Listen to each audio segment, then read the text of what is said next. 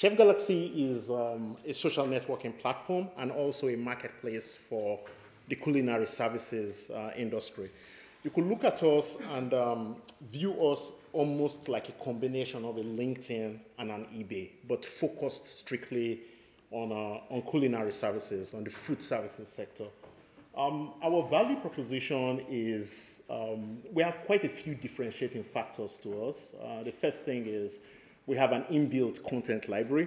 What that basically means is service providers don't ever have to worry about creating listings. They don't need to take pictures or write up the names of products that they are looking to sell.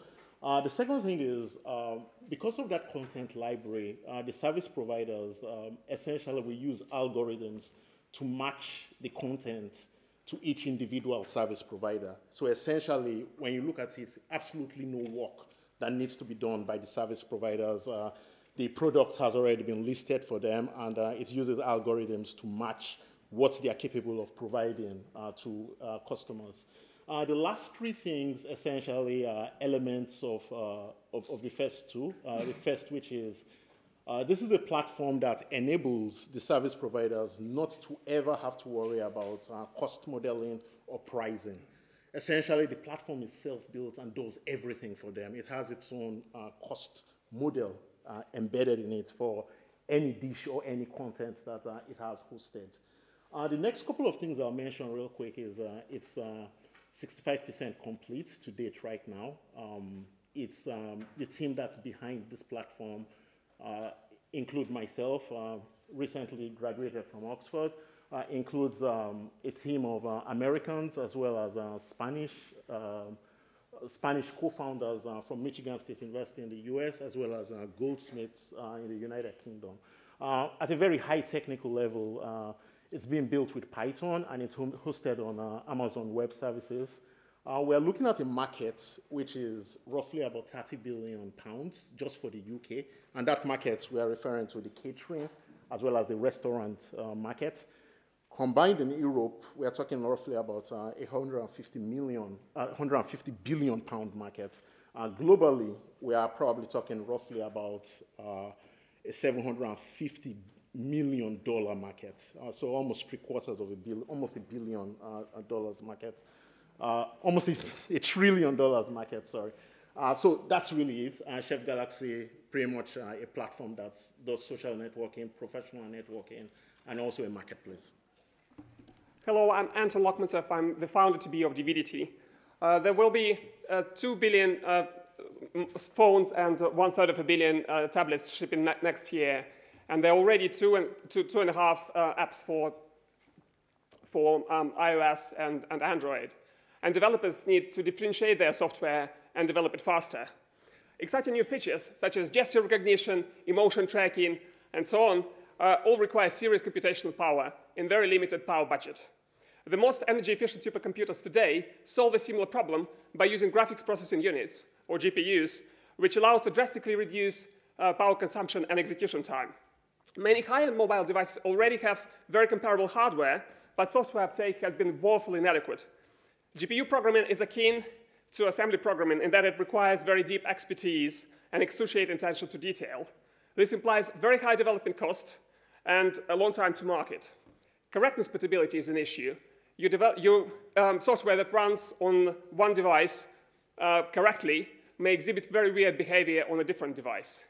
Another acute issue is performance compatibility. Software that runs fast on one device may be unusably slow on another device.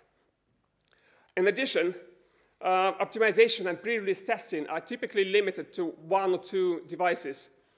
And even Ninja-class GPU programmers lack or rarely use rigorous statistical performance evaluation techniques. This leads to waste of human effort and compute resources, which I simply hate because I care about productivity and efficiency. So I propose to reduce this waste by combining many complementary GPU programming technologies under one hood in a multi-sided programming platform. Imagine an online integrated development studio like Visual Studio that's connected to a test cloud with many devices. An intuitive interface allows to perform typical GPU optimization tasks such as versioning, performance measurements and comparisons, and integrated verification and testing tools allow you to ensure correctness and find bugs again, across different devices.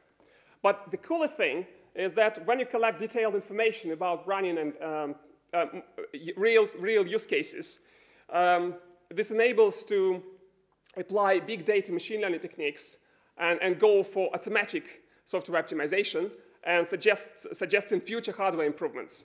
So as someone who leads R&D on innovative programming tools at the world's leading supplier of microprocessor IP, I believe that the Divinity platform is the only way forward to enable mobile GPU programming. And the volume of the mobile market should make it an ideal beachhead for later spreading out to robotics, avionics, healthcare, and other industries that care about correct and efficient information processing. Thank you very much. Okay, hello everybody. My name is Kate Verini. I'm here to present Flufel, a community interest company. But before I do, I want you to think about something that happened in the recent past, and that will allow me for you to help you realize the potential of what it is we're proposing. So think about the airline industry, and think about 20 years ago, we had a lot of national carriers like British Airways, Air France, Lufthansa, etc. And we had within those flights, we could travel first class, business class, or economy class, right? So where was the problem? There wasn't a problem. People were flying, and everything seemed to be going well. And then along came somebody to disrupt the industry. And we know that EasyJet appeared not so long ago, and suddenly we realized, well, there was a problem, actually, on those carriers that we were flying with, and that was what? They were too expensive for what we were actually getting, because we realized we could get the same thing, maybe even better, for a much lower price, which meant we could travel much more, okay? So there was no actual problem at the time that EasyJet emerged. And that was a problem for me, because I know that I have to stand up here and say, here's the problem, and we've got the solution. Well, we might not be aware of the problem at the moment, but we will soon. And the fact is that university education is too expensive at the moment for a lot of people that would like to go to university. And we know that the global population is developing, and we know that we have the case of the rising middle classes. Therefore, we know there's going to be huge demand for university education, and there won't be enough places for those people that would like to study. And we know there are also people that would like to have a university education, but they can't actually afford it. Okay, so we're offering a solution to that. So this is a big opportunity in the future. We are focusing, like EasyJet, on efficiency. We're looking at efficient processes for learning, which makes student time efficient as well as instructor time. We're looking at scalability. We're looking at creating a lot of social value that is touching a lot of people and changing a lot of people's lives. And this is a really massive market opportunity. At the moment, there is no current competition. We're going to be focusing on the tourism industry, educating people towards functioning in the tourist industry as tourism entrepreneurs or those that want to become academics and get full academic accreditation. So we're offering value education for all in the field of tourism, which is the biggest employer in the world and produces 3% of the world's GDP. Thank you very much. Okay, hello, my name is Jez Morel and I'm the founder of Frenzy. Frenzy is a brand new community-led marketplace that makes group buying a more social, relevant and rewarding experience by connecting people with shared interests through the products they love. So combining stylish design with ease of use functionality, Frenzy connects buyers to buyers and buyers to sellers via an interactive social commerce platform, allowing users to add the products they want, discover new products, and most importantly, join together with other like-minded shoppers through social buying groups. So with Frenzy, you can search for any product you want, and if others already want it too, you can join them. If you can't find what you want, it's a cinch to add your product to the site so others can be inspired by your impeccable taste and join you. You simply copy and paste a URL from anywhere in the web into Frenzy, add a few details, select a photo, and it'll appear on the homepage for other people to want. And as more and more people want the same products and the groups grow, then we will find sellers to offer group deals on those products. And if we find more than one seller wants to make the group an offer, the group can watch as the sellers fight it out, bidding against each other, bringing the price down in a reverse eBay-style auction, which is not only exciting for the group, but it ensures that they get the best possible deal. Frenzy is free for consumers, while merchants will pay a small commission on each successful sale. But there's also other potential revenue streams through advertising and affiliate partnerships. So our ambition for Frenzy isn't just to build a company, it's to build a brand. We want to try and create a thriving online community who can shop, save, and share together. Produce and provide an engaging user experience that rewards users, turns shoppers into individual bulk buyers, and even sort of brand affiliates that can earn as they shop. We're hoping to achieve quick but sustainable growth so that we ensure that we have market share in the UK. That will lead to global expansion, and our intention is to have Frenzy as the go-to social commerce platform of its kind. Up until this point, right now, we are completely bootstrapped. We've invested about just over 30K in building an MVP with the sole purpose to find funding, to develop the product further and grow the company. Our goal is simple: get traction, find funding, lead the market. Okay, it's not that simple, but it's that's the goal. And obviously we are looking for anyone that can help us get there. Business support, mentorship, get us to market, help us raise funding. Anyway, if you're interested, you can get a business plan off me if you just follow those directions, and I'm gone. Thank you. Super. Okay, so now for something slightly different. So I'd like to introduce you to the newest brand name in the convenient healthy food sector, the Lean Larder Company. So we believe we've spotted a gap in the market for a really trusted healthy food and convenient product producer. So imagine you've had a late night, you've managed to squeeze in going to the gym, but you've forgotten to actually buy any food. What you then have to rely on is probably takeaways or supermarket ready meals, neither of which are particularly healthy. Or on the other side, you've got things like protein shakes and things like that, but most people would prefer a much sort of broader and fuller meal.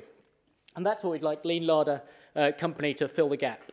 So we want Lean Larder Company to be a brand name where we can develop a whole range of products from ready meals and snacks and drinks, but primarily we're focused on ready meals at this stage. So who are we? So my name's Nick Thomas. I'm currently business modeler lead at Satellite Applications Catapult, and I've previously done an MBA and had a past career in investment banking. My partner on this project is Nadia Doherty. She is a health, fitness and food fanatic, as well as a qualified accountant. So far, what we've done is we've done a huge amount of sort of customer research, talking to our target customers, who we believe are sort of 20-something professional women. And that's helped us to develop our brand, our logo, and we've also started to do some product prototypes, as well as some packaging, which we've been working with designers to develop. So how we want to actually take this product to market is we want to develop a number of cafes based in centres of British sporting excellence, so places like Henley-on-Thames for rowing, Wimbledon for tennis, and these areas are both affluent and also will provide us with a fantastic opportunity to research and develop our products further, as well as being able to absorb some of that sort of reflected sporting glory. Then we want to take this product into gyms and sell them out of gym foyers, so have Lean Larder Company fridges and freezers in gym foyers to make it really convenient for customers, as well as to further legitimize our product. And then once we've developed a really scalable supply chain, we can look at selling this into the mass market. So what we actually need right now is partners, so anyone that's really interested in working on this project with us, or anyone that would like to would consider sort of seed financing it at this stage. So that's me done. Thank you very much. Lean Larder Company. Everyone with children wants them to do well and have a happy and productive life. Just imagine what if there was an easy way to help your children do even better at school so they can have a brighter future. I've spent the last 9 years developing and researching such a method. This is based on the science of embodied cognition, which offers a radical and simple solution. Neuroscience, psychology, and robotics now tell us that the brain cannot think or solve problems without subtly involving the body. This means you can improve the way your brain learns by improving brain-body communication. Critically, this can be done with physical activities which focus on training body coordination, attention, and self-control. Till 2003, I was an Oxford Don in geophysics. I'm now the managing director and founder of Move for Words, and I've turned the embodied cognition concept into a practical method. I've honed it down to a 12-week program which takes 10 to 15 minutes a day, and it's currently in a DVD form. It involves low-impact physical activities which are demonstrated on more than 200 videos or animations for the child to follow. These activities develop the ability to focus attention and the capacity to think, plan, and act. In research trials, children's reading and academic performance has really improved. Kids say they feel more motivated and can concentrate better. There's a large evidence base with over 2,000 children proving its impact in the school environment, particularly for low achievers. I'm now an academic visitor at Oxford University's Physiology Department, and our application for a £600,000 grant to an independent trial of Move for Words has made the shortlist for a highly prestigious research grant funding round in neuroscience and education, giving our work legitimacy. The market I'm keen to move into is the home market, where parents want to help their own children, and to consider exploiting this method for older adults who wish to slow down cognitive decline. There's a fairly crowded marketplace for digital products which claim to provide brain training, which typically require you to practice increasingly complex mental tasks. Recently, a large research trial of brain training products were tested in a clinical trial with over 13,000 participants, and the results suggest that those methods only help you get better at the tasks on the training, and you don't get better at anything else. But our research suggests that the embodied cognition approach is different, and it does train fundamental skills which help you perform better in many other ways. This is because the method is based on well-documented science and appears to develop cognitive processes which apply to many tasks.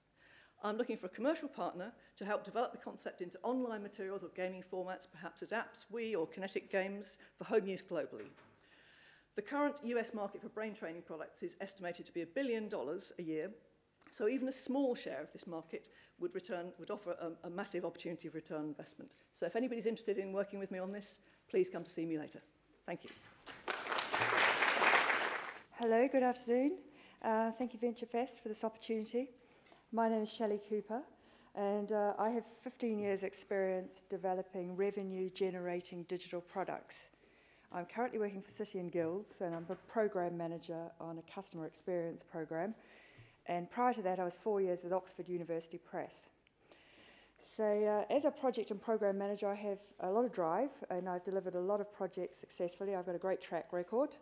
I've recruited a lot of teams and led a lot of teams, and I'm good at talking to techies. Even though I'm not techie myself, I know how to encourage them and convey my great respect for their codes. Whether I've got courage, I don't know. I'm not sure about courage, probably, possibly, hopefully. So moving on to the product, Oxford CADA. Oxford, because it was invented in Oxford, and CADA is an anagram for Cascading Dictionary App. It's a word game, and you'll need to ascertain the appeal of the game for yourself by trying the prototype, but let me assure you it's compelling. And one of its great strengths is it's very well suited for mobile, and that, of course, is a platform that people have on them 98% of the time.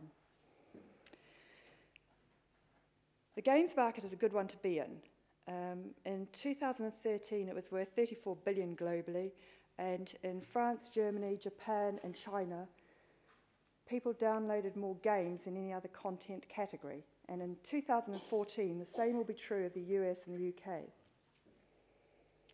But there's a problem, of course. Well, two problems. Firstly, the app stores are extremely crowded. So all over you'll meet people who have invented great apps and got them to market, but they can't get anyone to know about them. Secondly, the minute I do launch CADA, there will be imitators, right, fast followers.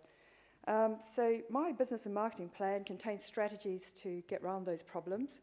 Focusing on one here today, I'm going to partner with hopefully the best dictionary brand in the world, Oxford, or if not with them, then with Collins. And the benefits that will bring is great shelf space, because they don't have digital games at the moment. And secondly, I'll benefit from all their current users. Oxford, for example, gets around about 10 million unique visitors every month. And I'll be positioning at the top of the market because I'll be looking for co-branding, and there's a number of ways of doing that. So, forecast. Well, if they're getting 10 million users a month, and I can get 1 million people a year to download the app, and they engage in average in-app spend of £7, that would be 7 million. So that's a really good forecast for year one. Obviously, one could get less than that. I'm looking for funding, and I'd like to connect with anyone who's interested in funding this. I also need advice on trademarks, IP, and any mentoring, or any advice anyone can offer, I'd be delighted to receive. Thank you very much. Good afternoon, ladies and gentlemen. I'm Dick Wallace, and it's a great privilege to come back to the City of Dreaming Spires. I'm an ex-naval officer with a lifetime interest in advanced navigation systems and all the ubiquitous technologies that go into that. So micro electronics, wireless engineering, etc. And I know any engineers here will realize that these modern technologies are ubiquitous. We're applying it to healthcare, and I'll come back to the technology in a moment. But the most convincing VCs and angels I've met are extremely serious people. They had two questions to ask. Do you thoroughly understand the problem? What have you done to address that problem? And what will you go on doing? So going from north to south in this country, for purposes of clarity, a care home in the north of England, part of a large group with 300 care homes. They can't build dementia homes fast enough. I meet a dear old lady well into her 90s.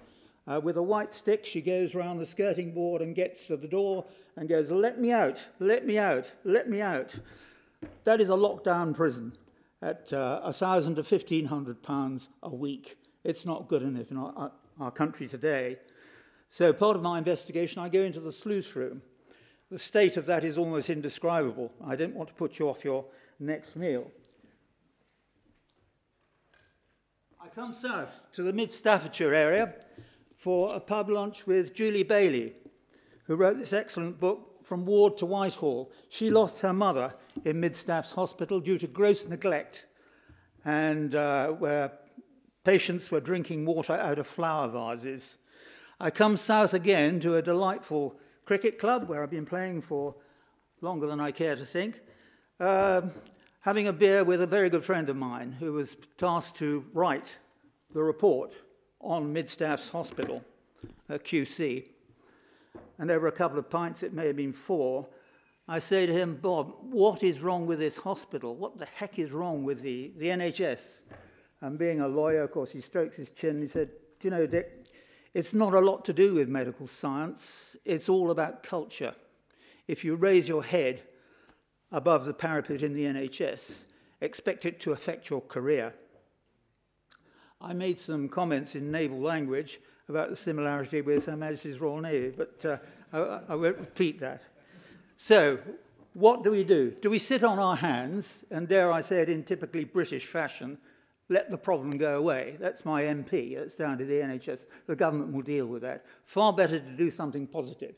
So what we're doing is putting wireless engineering inside the soap and gel dispensers, and that goes via a number of repeaters to a gateway, and thence to a back-end server which can either sit in that care home or hospital.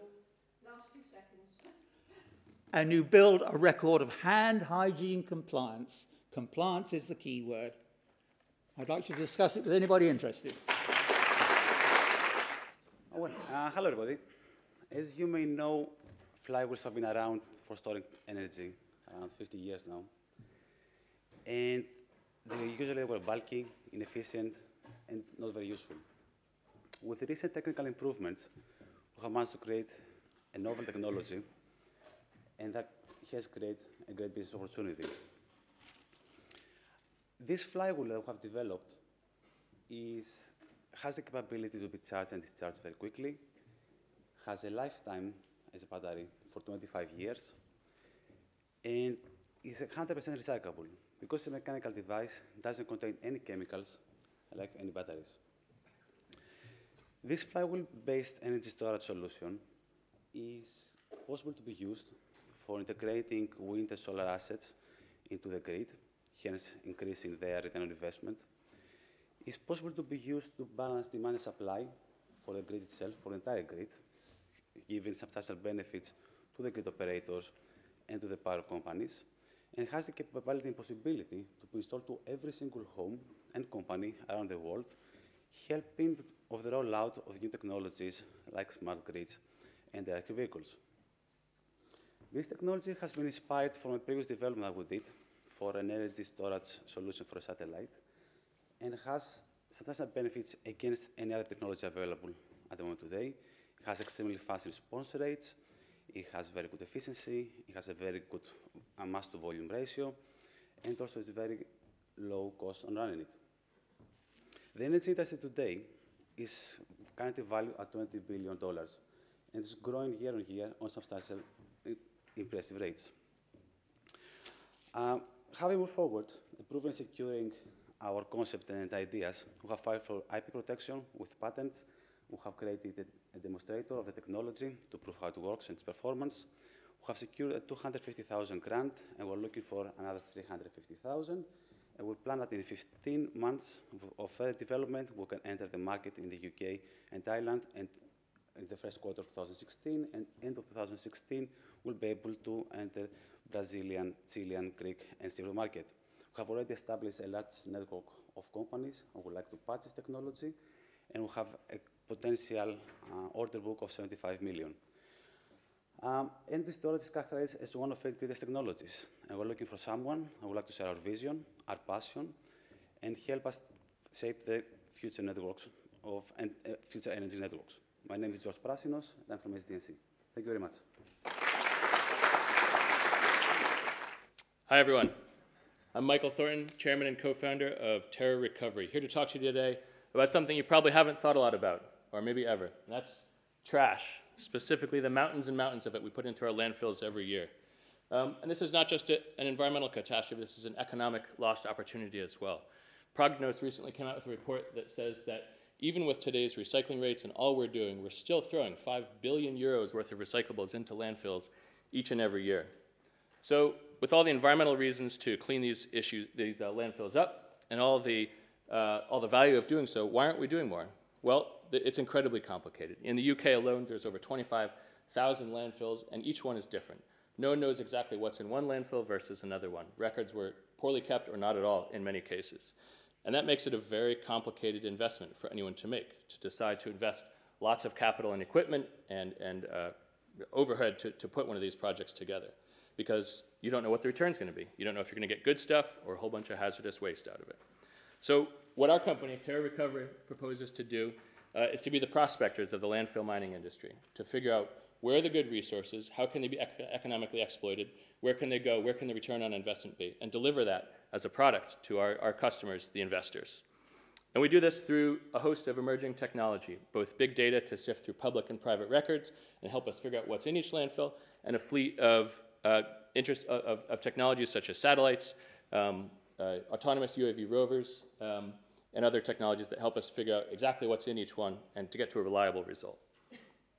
Our team is based 4 Oxford grads. We've got experience in environmental technology, civil engineering large works, and over 20 years of NASA remote sensing technology experience.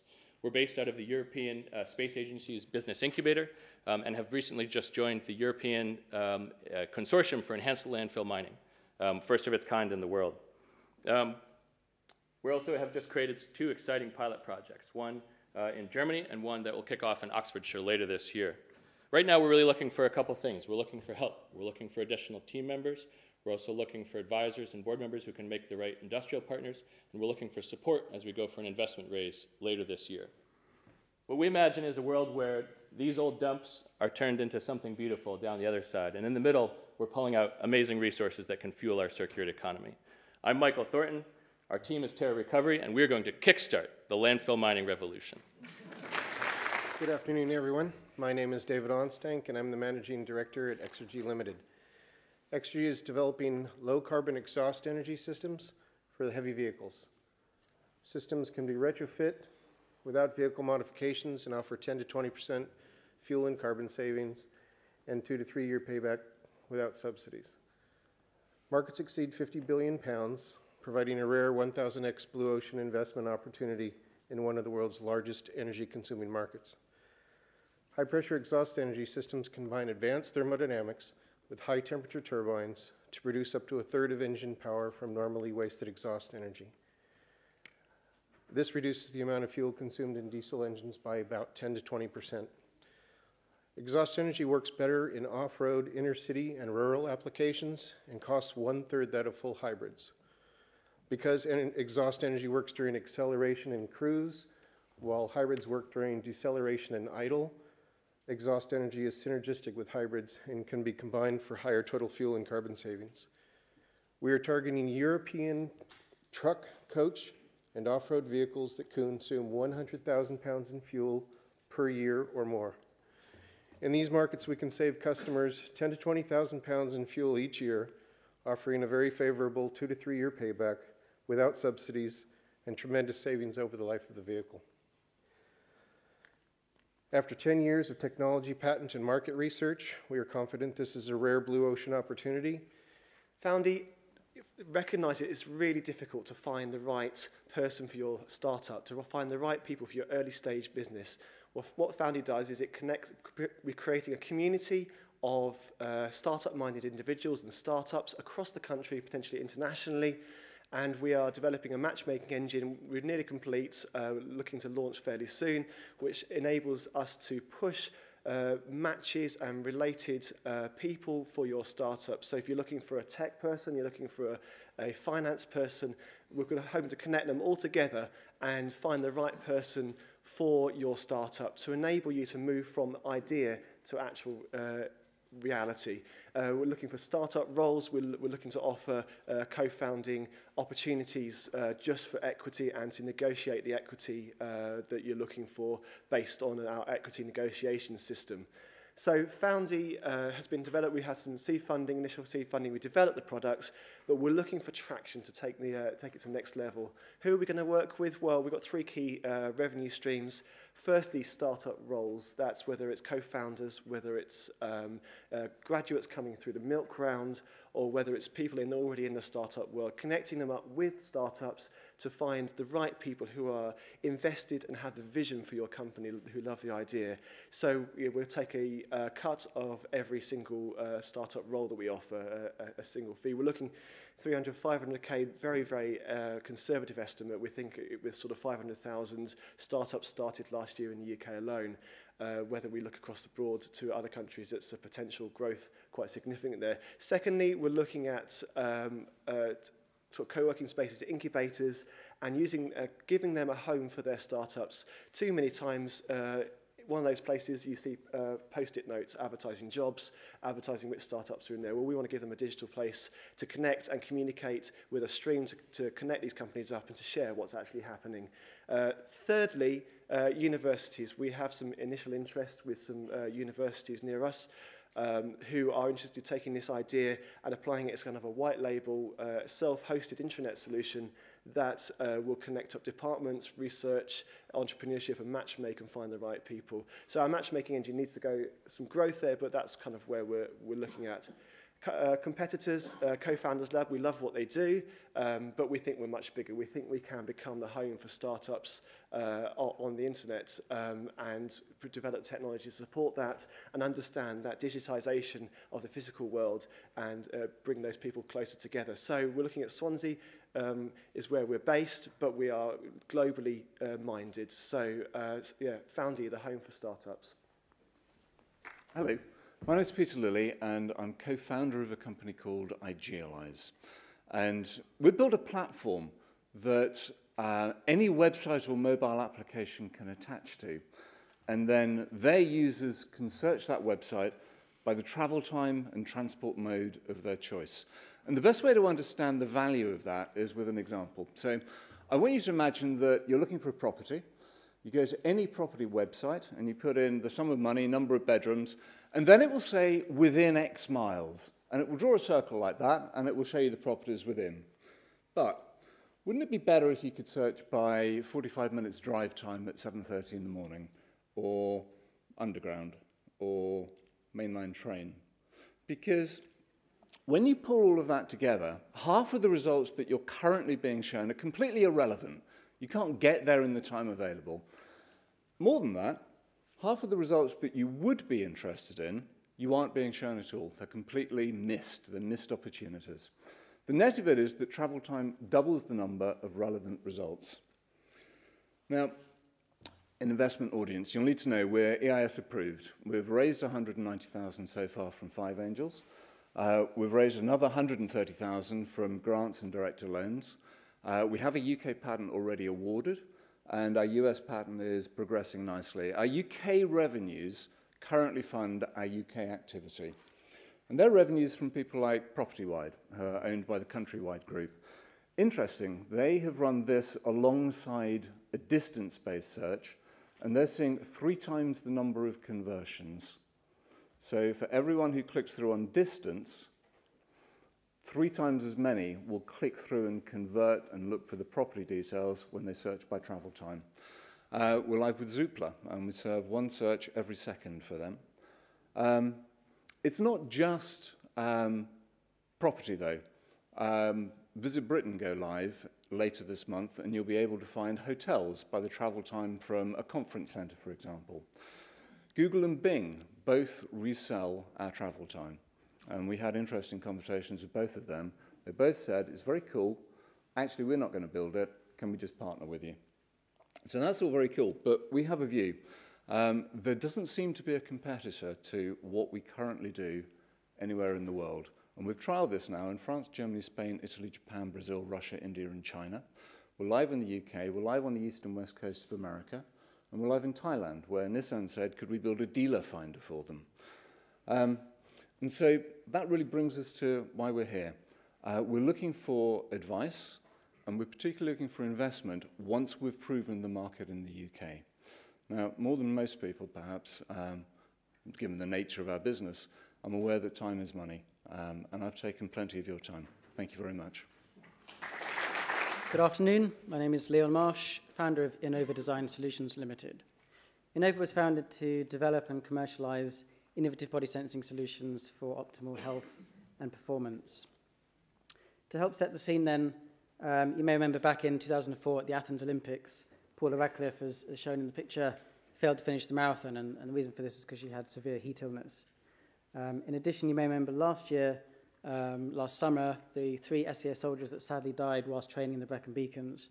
Again, this was due to severe heat illness.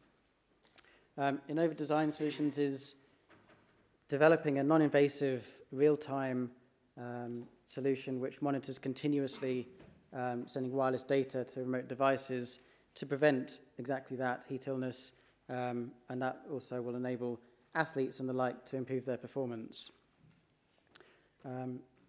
We have developed the technology through to feasibility stage, and we now have a global patent granted. Obviously, we're continuing that process as we go through the development phase. In terms of markets, the 3 main markets for Innova and the product are sport, defence, and healthcare. We've had significant traction in defence market. We've already had a contract from the Ministry of Defence to develop our technology for defence applications. In the sport area, we have partnered with an F1 motorsport team and a professional rugby team, which is fantastic. And we're exploring professional football and rugby a bit further at this stage. We've also had a lot of interest from GSK and Adidas and Philips, predominantly in the sport and mainly healthcare area for geriatrics and pediatric applications, which is potentially a really big market for Innova's technology. Our route to market is predominantly through licensing. We will probably carry out direct sales as well in niche areas such as Formula Motorsport, for example. And we're here today looking for funding support. We've already raised about £250,000 to date through grants, contracts, and direct funding. We've just secured about £100,000 through grants and $320,000 through contracts. We're looking to support that with an additional £500,000 through investment, and that will take us right from feasibility through to just about a market-ready product. We'll be ready then to license the technology in the sport industry and in parallel carry out clinical trials so we can clinically validate the technology for exploitation in the US healthcare market. And US healthcare is probably our biggest market, so that's of real interest to us. I hope that's been interesting to you. Thank you for listening, and I look forward to speaking to anyone that's interested later on. Thank you. Hi, my name is Andrew Romberg, and I'm the founder of Jellybooks. We are a tech startup in the book publishing industry. We are not a publisher. What we do is provide software and analytics tools to authors and publishers. Why the publishing industry? Globally, it's a $120 billion industry. To put that into perspective, that's 6 times the size of the music industry and still growing. Neither piracy nor free content have been much of an issue in book publishing. The industry's big challenge is the abundance of books. Over 1 million new books are getting published every year, and that's just in the English language alone. So getting published these days is really, really easy. But how do you discover and connect with your audience? That's the tricky part. Jellybooks started as a tool for readers to discover new books, but we soon realized we had missed the mark a bit when one publisher told us, I really love what you guys are doing, but I only care about my books being discovered. So we adapted. We refocused our tools so they could be used by authors and publishers to really find that audience and to make their life easier and simpler. We're now working with 150 publishers, including such names as Faber & Faber, Penguin Random House, O'Reilly Media, and even some university presses. Whom would you be backing? We are 3 co-founders, 1 technical, 1 commercial, and 1 design-focused, and we are about ready to bring on board our first 2 employees, including a senior engineer from Google with a PhD in machine learning.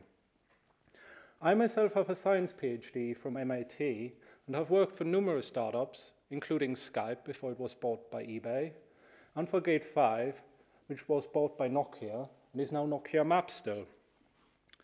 To date, Jellybooks has won £265,000 in grants from the Technology Strategy Board across 4 competitions.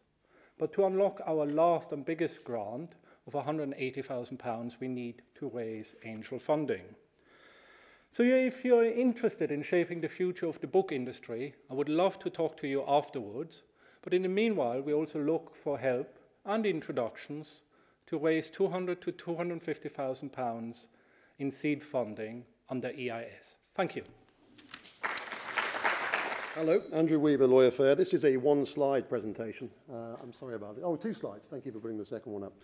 I'm going to start with 2 recent surveys relating to commercial legal services. The first found that 7 out of 8 business owners were, and I quote, deeply unhappy with the value they receive from legal services.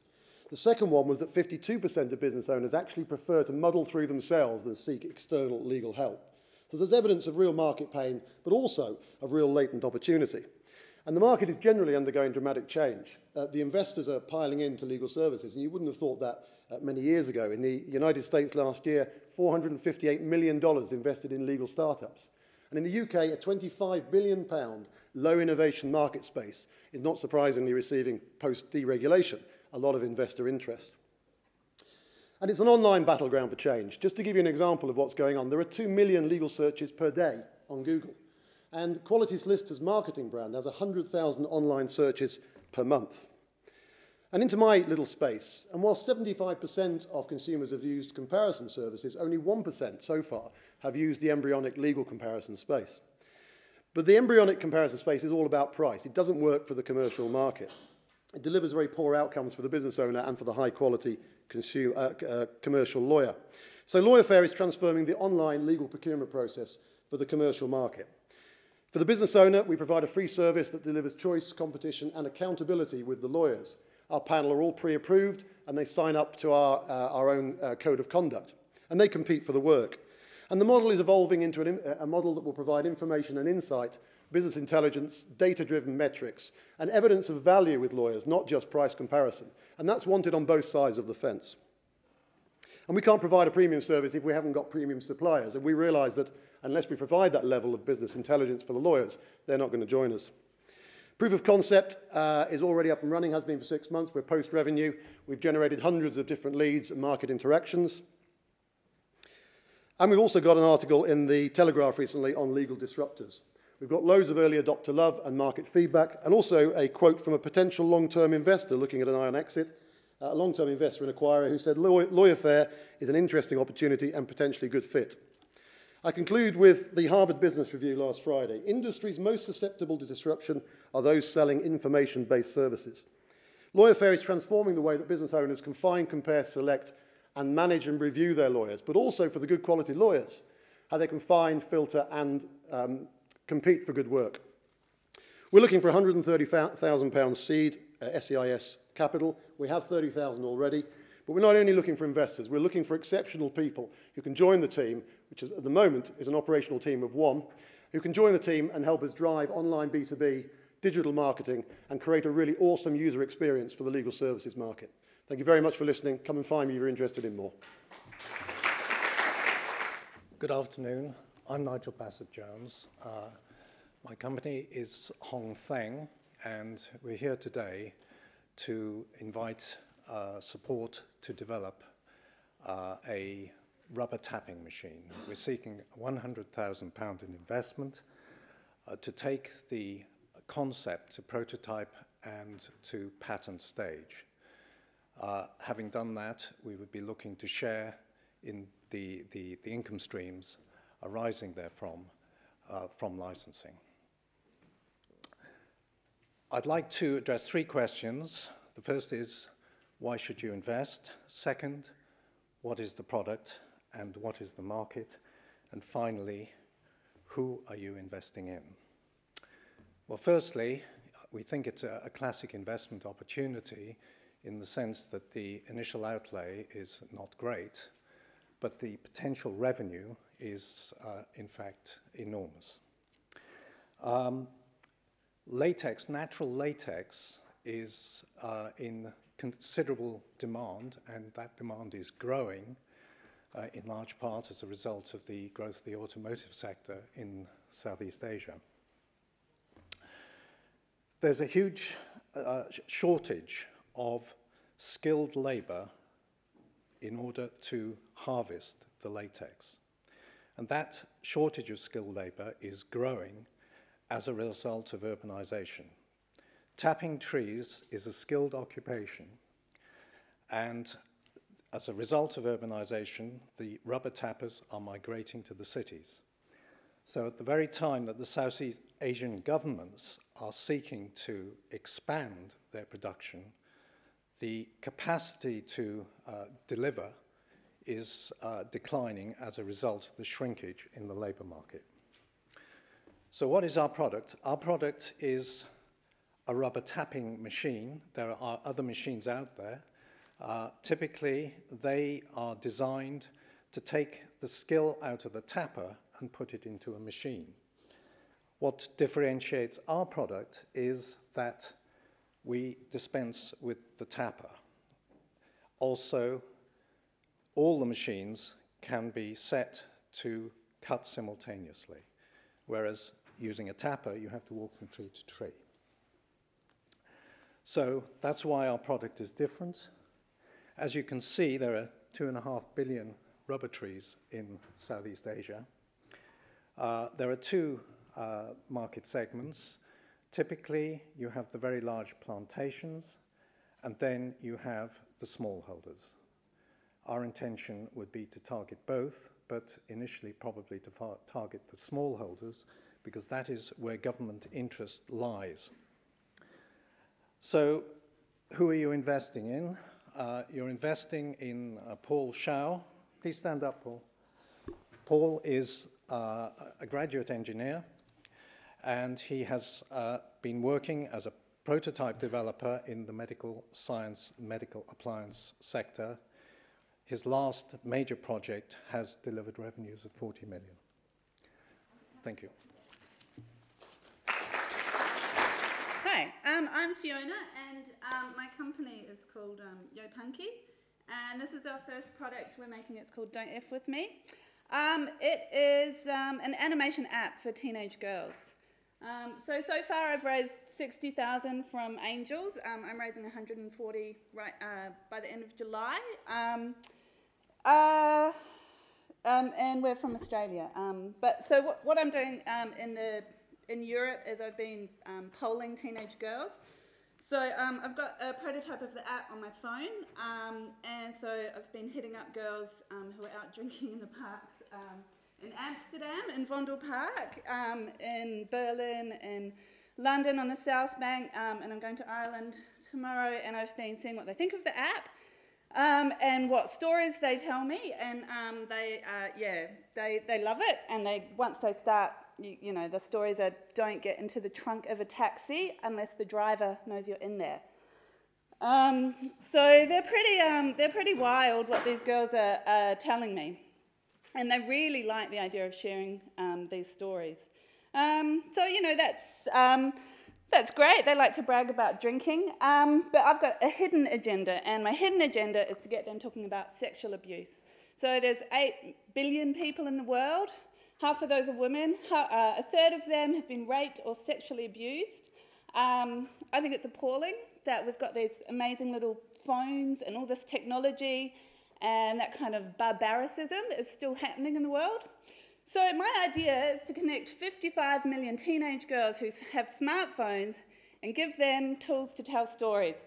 So we've got a marketing plan with webisodes, design apps where they can upload their own content, one-tap games where they can just zone out, stickers, all sorts of stuff that teenage girls like. And we are, at the moment, we are collecting thought leaders, designers, musicians, media feminists, wealthy people. So if you're any of those type of people, come and see me afterwards. How are we going to make money? So we're going to make money from selling assets on the app. We're going to make money from advertising, and then the plan is to sell to Facebook or Zinger or EA or any of those companies, you know, in about 15 months. So do I still have time? Yeah, I can show you a tip, actually. Can I get the lights dimmed, please? The winner was Terror Recovery, and we'd like to announce the £5,000,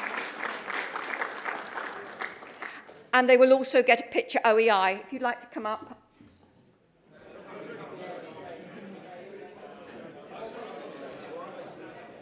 Our company is called Terror Recovery, and we are about landfill mining. So our goal is to open up all of the old closed landfills around the world and recover those materials and turn them back into useful products. Yeah, attending previous years, it's an amazing place to actually meet impressive entrepreneurs and VC and specialists and experts. No, it's a great melting pot of minds to get good review and feedback on your own ideas. Yep. We met here during a startup weekend that was hosted by the business school, and Michael pitched the idea for this company, and I said, that's a really great idea, I'm in. Well, I think Oxford is one of the best schools in the world for social entrepreneurship. It's a big focus that I came here for. It's also a great business university embedded in a great general university, so I get to come meet amazing people like Lauren from planetary physics and all kinds of other disciplines that you wouldn't get to meet at a dedicated business university.